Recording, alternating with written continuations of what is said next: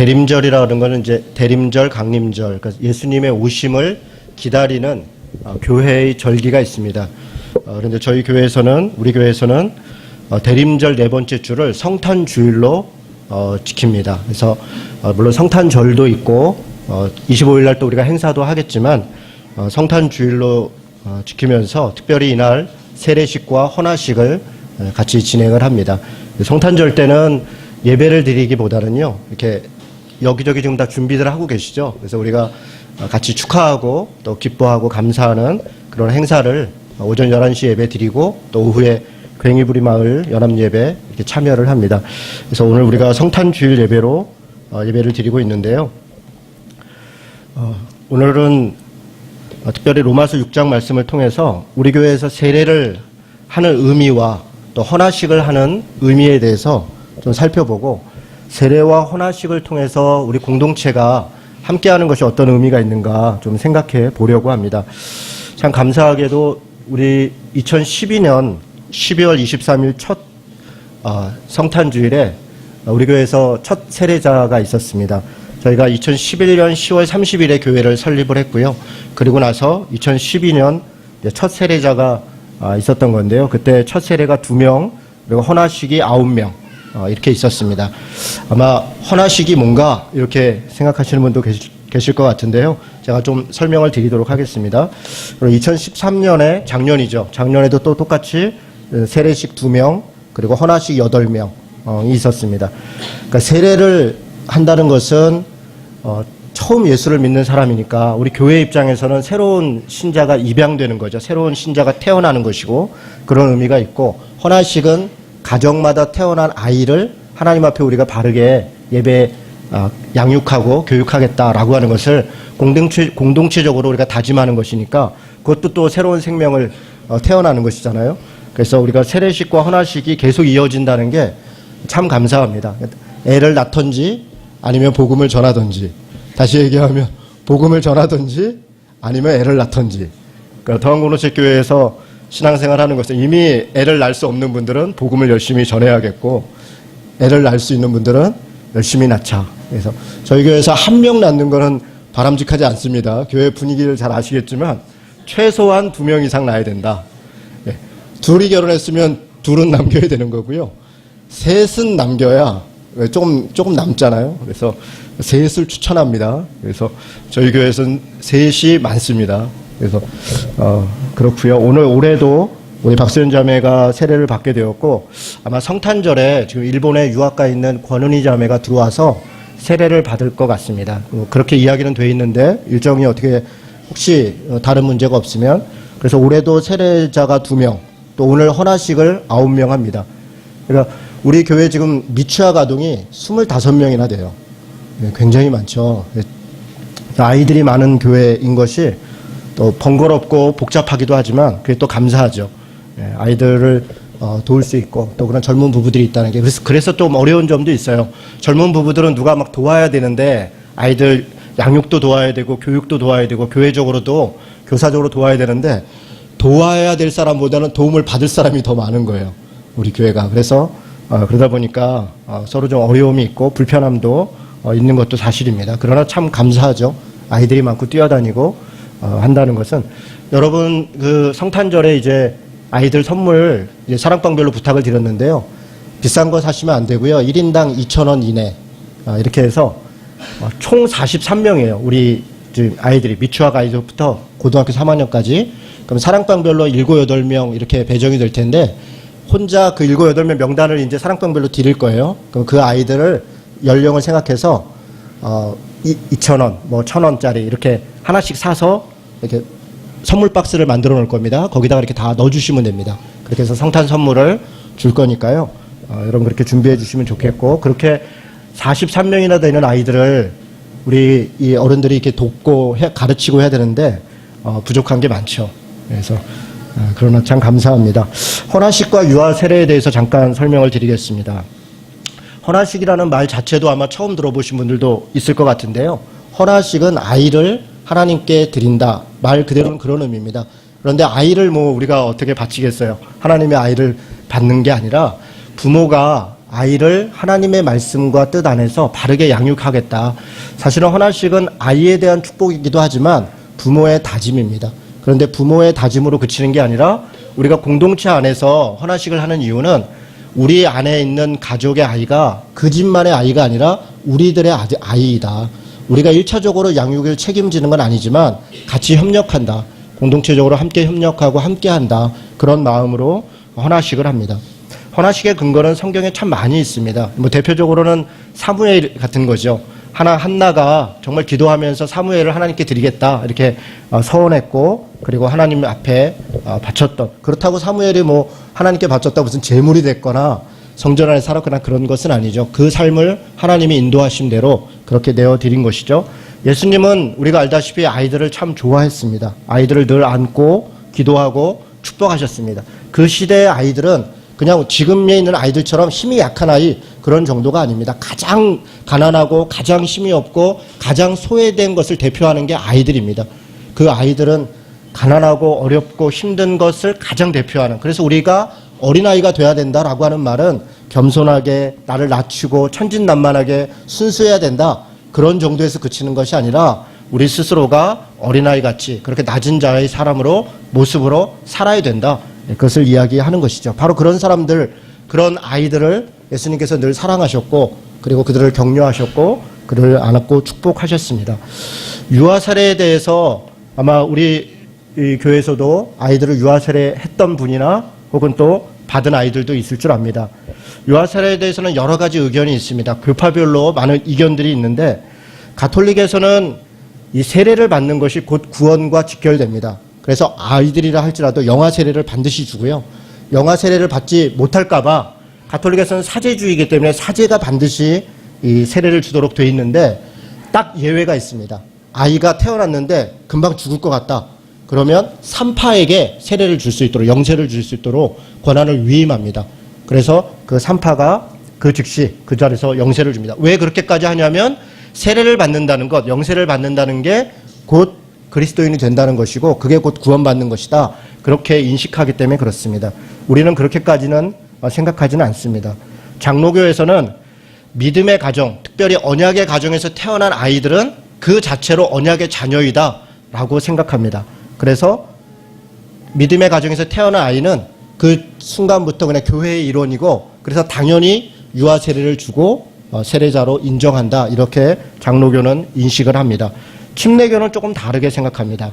무의식 속에 죄도 대속한다, 이렇게 생각합니다. 무슨 얘기냐면 죄는 우리가 의식을 가지고 지은 죄만이 아니라 우리 내면에 있는 무의식적인 죄도 하나님께서 다 대속하신 것이기 때문에 자의식이 없는 유아도 이미 하나님께서 그 안에 구원함을 주셨다. 그래서 굳이 유아 세례 없이도 그가 구원받은 존재이다, 자의식이 형성되기 전에, 그렇게 인정을 합니다. 그래서 침례교에서는 유아 세례를 아예 하지를 않습니다. 감리교는 어떻게 합니까? 감리교는 유아 세례를 실시하긴 합니다. 유아 세례를 실시하는데 구원 여부는 언급하지 않습니다. 왜 언급하지 않냐면 유아가 자기의 신앙 고백으로 세례를 받은 게 아닌데 그것을 구원을 받았다 안 받았다 말하기가 애매한 부분이 있는 겁니다. 그래서 감리교에서는 구원 여부는 언급하지 않되 유아 세례는 시행을 합니다. 구세군은 아예 세례 자체를 행하지 않습니다. 구세군은 세례니 성찬이니 이런 아예 성례 의식화 자체를 반대합니다. 그래서 성찬도 행하지 않습니다. 그래서 당연히 세례도 행하지 않습니다. 마지막으로 성결교는 아마 성결교 신앙의 전통을 가지고 있다 오신 분도 계실 줄 아는데요. 부정하지는 않습니다. 유아 세례가 필요 없다 이렇게 얘기하지는 않습니다. 부정하지 않지만 시행하지도 않습니다. 그래서 구원과 관계없기 때문에 하지 않는다, 이렇게 생각을 합니다. 유아 세례를 한다고 해서 비판을 받아야 되거나 문제가 있거나 그런 것은 아닙니다. 여러 가지 근거가 있습니다. 예를 들어서 빌립보 감옥에 바울과 실라가 갇혔을 때 간수가 막 깜짝 놀랐잖아요. 그 감옥 문이 열리니까 간수가 어이구 나 이거 죽을 뻔해서 큰일 났다. 근데 바울과 실라가 도망가지 않고 있다가 그들에게 복음을 전파합니다. 네가 주 예수를 믿어라. 그리하면 너와 내 집이 다 구원을 받을 것이다. 그 말을 믿고 그 간수가 우리에게 세례를 해달라. 우리가 주님을 믿겠다. 그랬더니 온 가족이 다 세례를 받았다. 이렇게 이야기하고 있습니다. 그때 온 가족의 세례를 받았는데 애기들이 있으면 애들이라고 애들은 안 돼 이렇게 했을까? 거기에는 그런 구절은 전혀 없습니다. 아마 온 가족이 다 받았으니까 아이들도 다 받았을 것이다. 그렇게 인정을 합니다. 만민에게 세례를 전파하라 그렇게 얘기했습니다. 만민에게 복음을 전하고 아버지와 아들과 성령의 이름으로 세례를 줘라 이렇게 얘기했습니다. 거기에 어린아이는 빼라 아마 그런 구절은 없습니다. 그래서 아마 만민의 아이들도 다 포함된 거 아니겠느냐 그렇게 인정을 합니다.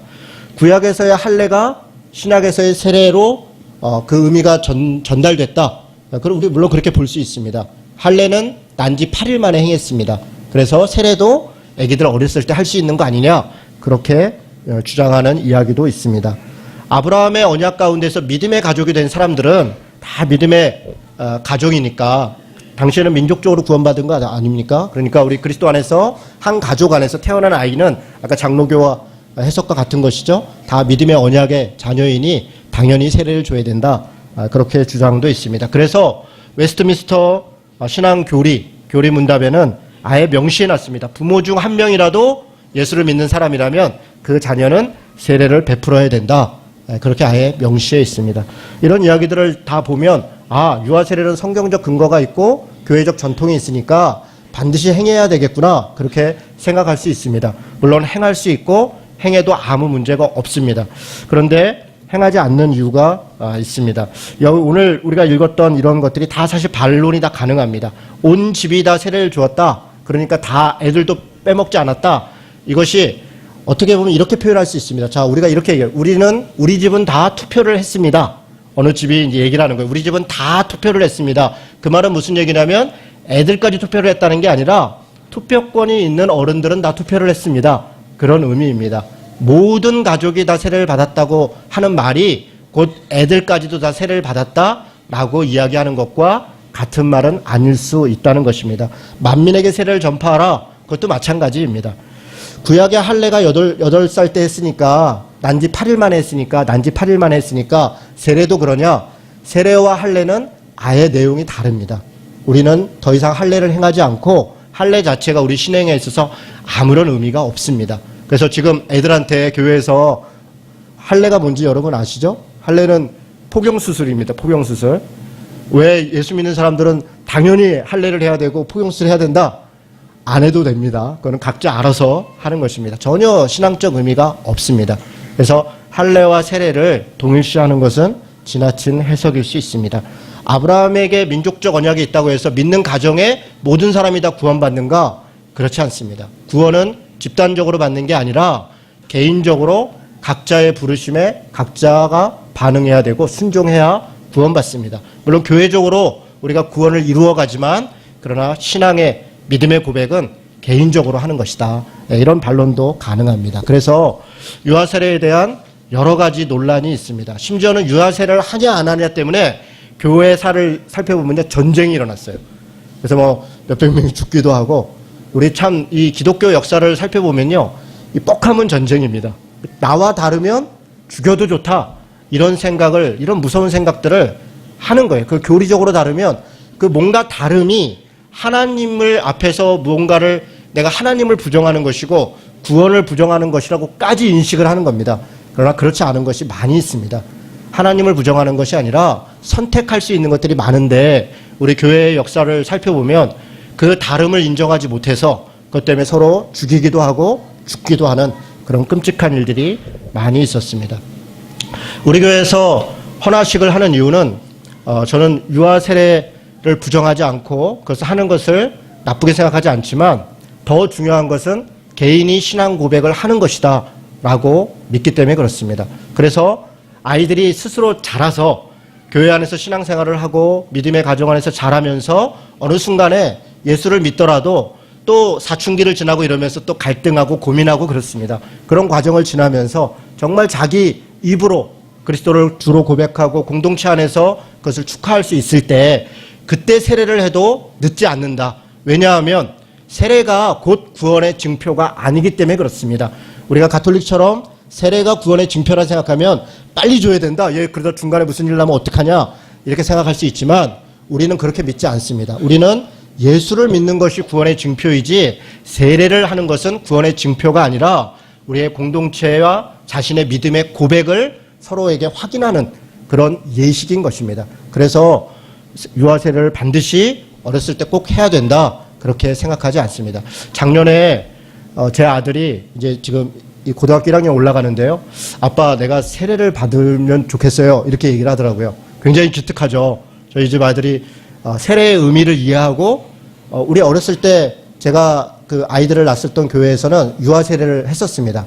그런데 저희는 우리 집 아이들을 유아 세례를 하지 않았어요. 목사님하고도 대화하고, 목사님께서 안 해도 된다, 만약에 해야 된다 그러면 그냥 했을 건데요. 교회의 질서와 덕을 위해서 해도 되고 안 해도 되는 거면 질서와 덕을 위해서 하는 게 좋죠, 하라 그러면. 그런데 안 해도 된다, 그거는 개인의 신앙에 맡길 수 있습니다, 그렇게 얘기해 주셔서, 그러면 저희는 유아 세례를 하지 않겠습니다. 왜냐하면 우리 아이들이 커서 스스로 신앙을 고백할 때 그때 세례를 하도록 하겠습니다, 그렇게 이야기했었어요. 근데 작년에 우리 첫째가 세례를 받겠다는 거예요. 그런데 아내랑 이야기한 다음에 아이한테 이렇게 얘기했습니다. 조금 더 지나서 하자. 물론 사춘기를 조금 지나가긴 했는데 조금 더 지나다 보면 너가 신앙에 대해서 또 의심하게 되고 고민하게 될 때가 있을 것 같다. 그러니까 우리가 만으로 18세가 되면 성인이라고 하니까 그때까지 기다렸다 세례를 받아도 늦지 않을 것 같다. 그래서 고등학교 졸업할 때, 그때도 너가 지금과 같은 동일한 마음이면 그때 세례를 하자, 이제 그렇게 이야기를 했습니다. 그래서 제가 이렇게 장황하게 말씀드리는 것은 유아 세례를 부정하자는 말씀을 드린 게 아니라 왜 우리가 헌화식을 하고 있는지를 우리 교회 공동체가 또 같이 공감하고 인식하고, 물론 지금 말씀드리는 것은 우리가 초창기 교회 멤버들과 함께 의논하면서 같이 결정을 한 것입니다. 그래서 그 의미를 공동체적으로 이해해 주시면 좋겠습니다.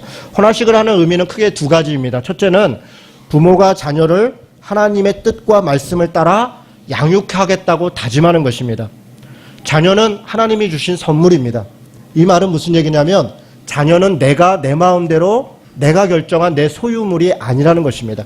자녀는 하나님의 선물입니다. 그래서 내가 하나님의 자녀인 것처럼 우리 자녀들도 하나님의 자녀입니다. 그래서 우리는 우리 자녀를 대할 때 하나님의 자녀로 대해야 됩니다. 이 말은 무슨 얘기냐면 내 소유물로 내 마음대로 아이들을 교육하고 그렇게 결정해서는 안 된다는 것입니다. 아이들은 하나님의 자녀입니다. 하나님의 자녀의 가장 중요한 특징은 독립성이 있고 인격성이 있다는 것입니다.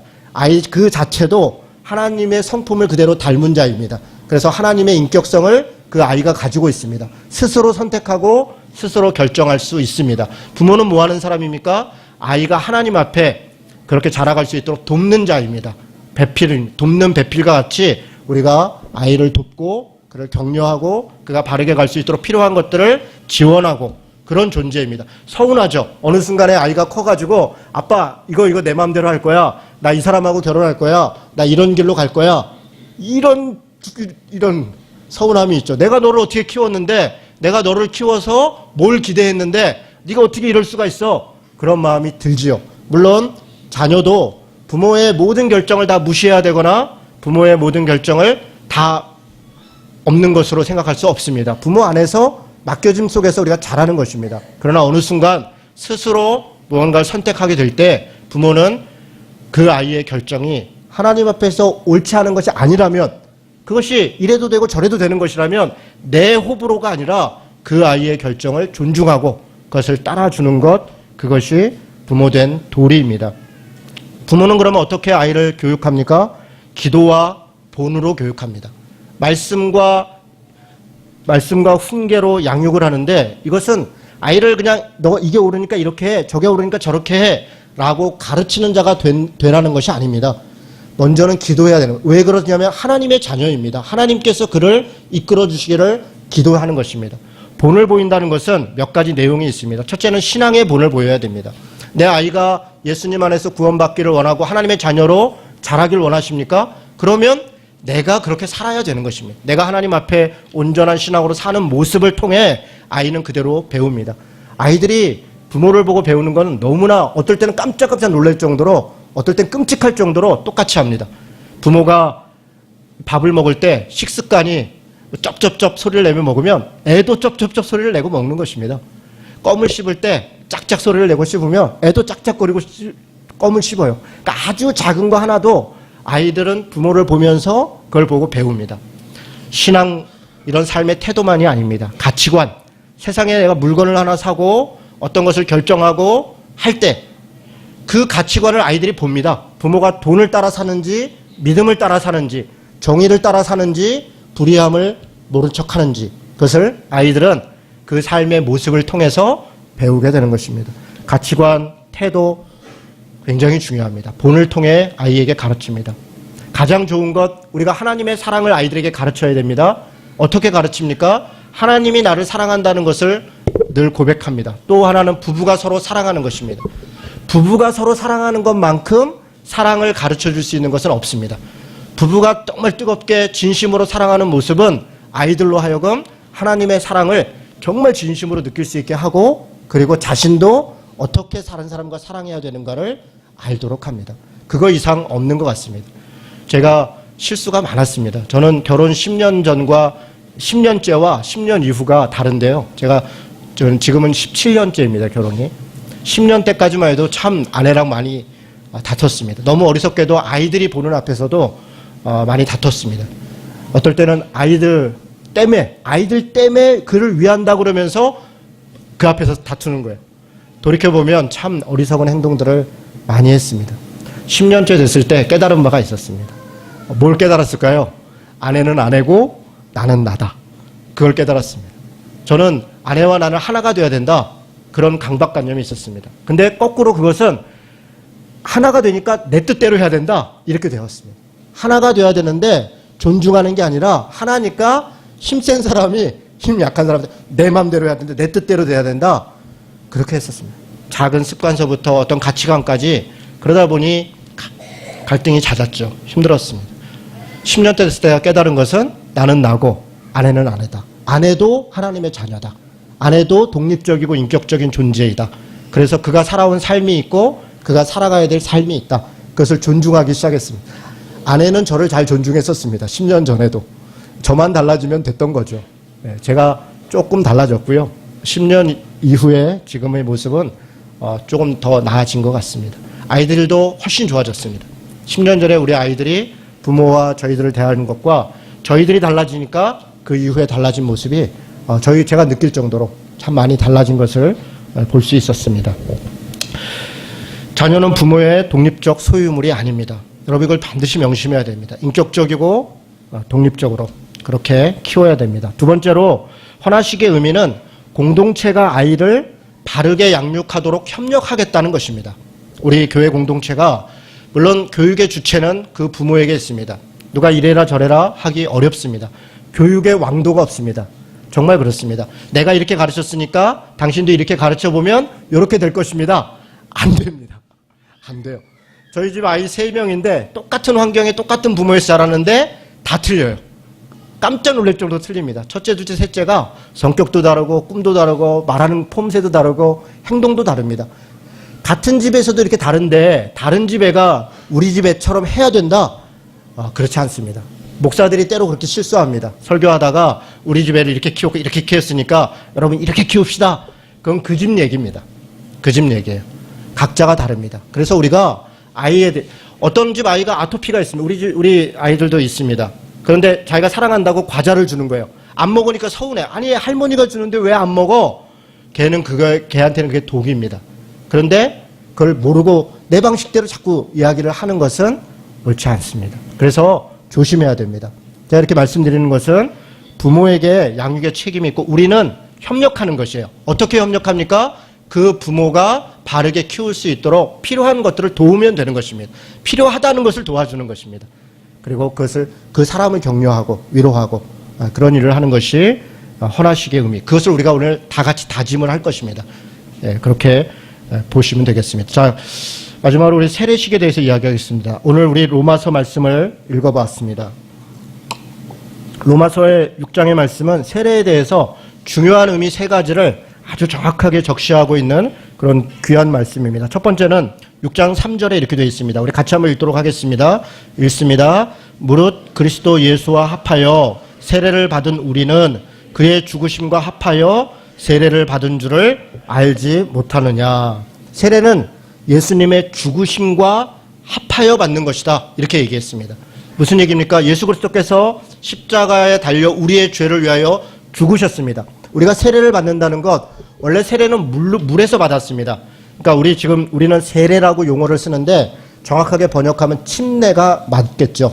왜냐하면 강에 물속에 이렇게 잠겼다가 그리고 일어난 겁니다. 왜 물에다 생사람을 잠깁니까? 당시에 강, 바다 이런 것은요, 죽음의 공간입니다. 공포의 공간입니다. 두려움의 공간입니다. 지금 우리야 뭐 강에 놀러도 가고 바다에 쇼핑도 하고 이렇게 하지만 옛날 고대에서의 바다는 죽음의 공간이에요. 사람이 가서 죽었고 돌아오지 않는 공간입니다. 무서운 공간입니다. 알 수 없는 공간. 그런데 그 물에 나를 잠그는 것입니다. 죽음을 의미합니다. 내가 죽었다는 것입니다. 그리고 다시 일어나는 것입니다. 그리스도께서 우리를 위해 죽으신 것이 나를 위해 대속해 죽었으니까 나는 살아있고 주님이 나를 위해 죽었으니까 나는 내 마음대로 살아도 된다. 그런 것이 아닙니다. 주님이 십자가에 달려 죽으셨다는 걸 우리가 믿는다는 것은 우리 대신 죽은 것처럼 우리가 그 순간 우리도 죽었다는 것을 고백하는 것입니다. 바로 그것을 예식적으로 이런 행위적으로 고백하는 것이 물에 잠기는 것입니다. 처음에는 교회도 다 물로 했습니다. 이런데 예배당에 욕조를 두고요, 문을 닫아놓고, 침례교는 지금도 그렇게 하죠. 그런데 이게 이제 너무 어려워진 거예요. 물에 잠그고 낫고 이렇게 복잡해집니다. 그래서 그 다음에 어떻게 했냐면 물동에다가요, 물을 담아서 뿌렸습니다. 이렇게. 물 뿌리고 나니까 막 닦느라고 정신이 없어요. 그 다음에는 이렇게 빗자루 같은 데다가 물을 찍어서 이렇게 촥촥 뿌렸습니다. 그리고 지금은 이제 이렇게 물을 찍어서 합니다. 예식이 바뀌었다. 야, 침례를 안 하면 성경대로 안 하는 거다. 물론 그렇게 볼 수 있습니다. 그러나 의미가 중요합니다. 물에 들어갔느냐 안 들어갔느냐가 중요한 게 아니라 왜 물을 사용하느냐. 물속에 잠겼다가 10분 있다 꺼내더라도 그 의미를 모르면 아무 의미가 없는 것입니다. 왜 세례를 받을 때 물로 받는가? 그 물이 우리의 죄악을 정결케 하고 그리스도와 함께 그 죽음에 우리가 같이 합한다라고 하는 그 의미를 분명하게 깨닫는 것, 그것이 중요합니다. 아까 제가 빌립보 간수 이야기를 했습니다. 빌립보의 그 간수가 바울에 의해서 온 가족이 다 세례를 받았다. 그런데 거기 가만히 보니까 세례받기 위해서 요단강으로 갔다, 그런 표현이 없습니다. 집에서 받았을 것입니다. 몰래, 무서워서. 아마 욕조에서 받지 않을, 그때 물이 그렇게 많은 때가 아닙니다. 아마 어디 물을 뿌렸던가 상징적 행위를 하지 않았을까, 그렇게 상상해 봅니다. 그래서 꼭 물에 빠지지 않는 것, 그것이 성경의 가르침을 어기는 것이다, 그렇게 주장하는 것은 좀 지나칠 수 있다, 이렇게 생각합니다. 자, 두 번째 의미는 6장 5절에 있습니다. 우리 같이 한번 읽도록 하겠습니다. 자, 시작. 만일 우리가 그의 죽으심과 같은 모양으로 연합한 자가 되었으면 또한 그의 부활과 같은 모양으로 연합한 자도 되리라. 아멘. 자, 그리스도와 함께 죽었습니다. 죽은 것으로 끝나는 것이 아닙니다. 예수와 함께 다시 사는 것입니다. 예수께서 십자가에 달려 죽으신 것으로 끝난 것이 아니라 그가 부활하심으로 우리가 다시 영원히 사는 것을 스스로 보여주셨습니다. 그리고 우리가 그 부활의 소망을 가지고 살아가도록 우리를 격려하고 있습니다. 그리스도와 함께 죽은 것만으로 끝난 것이 아니라 우리는 그리스도와 함께 연합하여 부활한 존재입니다. 6장 8절에 보니까 그리스도와 함께 죽었으면 그와 함께 살 줄을 우리가 믿는다 얘기합니다. 6장 9절은 다시 죽지 않을 것이다. 사망이 우리를 주장하지 않을 것이다 얘기합니다.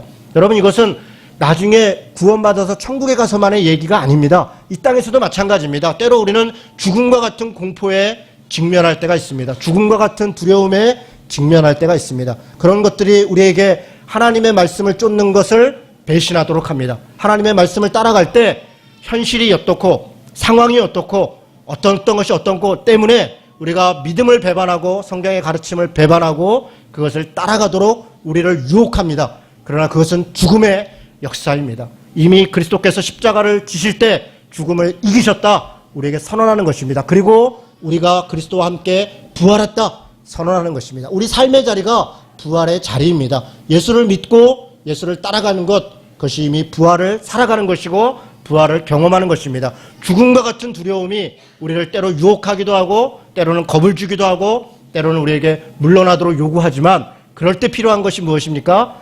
믿음입니다. 그럴 때 필요한 것이 그리스도 앞에 우리가 세례받았다라고 하는 그것을 우리가 생각하면서 믿음으로 부활한 자로 그렇게 이기며 살아가는 것입니다. 6장 4절 말씀을 읽도록 하겠습니다. 6장 4절 같이 읽습니다. 그러므로 우리가 그의 죽으심과 합하여 세례를 받음으로 그와 함께 장사되었나니 이는 아버지의 영광으로 말미암아 그리스도를 죽은 자 가운데서 살리심과 같이 우리도 또한 새 생명 가운데 행하게 하려 함이라. 아멘. 여러분, 세례의 의미 세 번째를 얘기하는데 죽었다 살았다, 오케이, 잘 알고 있습니다. 그런데 우리가 놓치고 있는 게 있습니다. 세례는 새 생명 가운데 행하게 하기 위한 행위인 것입니다. 우리가 주님을 믿는다 공개적으로 고백하고 공동체 안에서 고백하는 이유는 그렇게 살기로 작정하는 것입니다. 살 수 있도록 하나님의 도우심을 구하는 것입니다. 여러분, 우리가 결혼식을 합니다. 왜 결혼식을 합니까? 그냥 살아도 되는 것입니다. 혼인신고하고 그냥 살아도 되는데 왜 굳이 많은 사람들 앞에서 결혼식을 합니까? 내가 결혼한다는 것을 만방에 알리고 많은 사람들이 그것을 축하하고 그것을 통해서 부부로서의 서로의 정절과 책임을 다하겠다라고 하는 것을 자기들끼리만이 아니라 모든 사람들 앞에 공포하고 책임을 지도록 감시도 받고 때로는 도움도 받고 그렇게 하는 것이 결혼식의 의미입니다. 여러분, 우리가 같이 세례를 받는 의미가 바로 거기에 있습니다. 그리스도인 되었다, 나 혼자 믿고 천국 간다, 그렇게 그치는 것이 아니라 그리스도인답게 행할 수 있도록 하나님께서 우리를 도우실 것이고 그렇게 서로 행하도록 공동체가 격려하고 위로하고 함께하는 것, 그것이 세례식의 의미입니다. 6장 6절에 보니까 옛사람은 십자가에 죄에서 종노릇하지 않는다 얘기했습니다. 옛사람은 십자가에 이미 못 박혀 죽은 것입니다. 우리는 더 이상 죄에 종노릇하지 않는 것입니다. 6장 12절에 보니까 몸의 사욕에 순종하지 말아라 이야기합니다. 사적인 욕심들이 있습니다. 욕망도 있습니다. 욕구도 있습니다. 그러나 그곳에 순종하는 것이 아니라 하나님 앞에 세례받은 자들은 하나님의 말씀에 순종하고 그 뜻을 따라 행하는 것입니다. 6장 13절에 보니까 지체를, 우리의 몸을 의의 무기로 하나님께 드려라 얘기했습니다. 우리의 몸을 무기로 드리라는 겁니다. 전쟁의 한순간에 있다. 우리의 모든 삶이 바로 하나님 나라를 위한 전쟁의 도구이다. 그렇게 이야기하는 것입니다. 우리는 예수를 믿는 순간 교회의 한 공동체로 세례를 받으면서 입양을 합니다. 그렇게 끝나는 것이 아닙니다. 교회는 이 땅 가운데서 하나님 나라를 위해서 끊임없이 분투하고 전쟁하고 하나님 나라를 위해 살아가는 그런 존재로 사는 것입니다. 6장 14절에 보니까 죄가 주장하지 못하게 하라, 은혜 아래 있도록 하라 이야기합니다. 죄가 더 이상 우리를 좌지우지하지 않습니다. 우리는 하나님의 은혜 가운데 있는 자들입니다. 그 믿음의 고백이 바로 세례입니다. 여기 많은 분들이 세례를 받으셨을 줄 압니다. 여러분, 오늘 세례식을 거행할 때 여러분도 세례 받았을 때의 마음을 다시 회복하시기 바랍니다. 내가 그 세례 받을 때 어떤 마음이었는가, 어떤 결심이었는가, 하나님 앞에 내가 어떻게 살기로 작정했었는가, 내가 그것을 왜 놓치고 있는가 스스로를 돌아보면서 오늘 박수현 자매가 세례를 받는 그 순간 우리도 다시 한번 그리스도와 함께 죽고 그리스도와 함께 사십시다. 그렇게 나아가는 것, 그리고 그것을 공동체적으로 함께하기로 다짐하는 것, 그것이 도안구로직교회의 세례와 헌화의 의미이고 우리 안에 신앙의 한 공동체됨의 의미인 줄 믿습니다. 이 믿음으로 사시기를 주님의 이름으로 축원합니다. 아멘. 우리 한번 다 같이 기도하도록 하겠습니다. 이 시간에 한번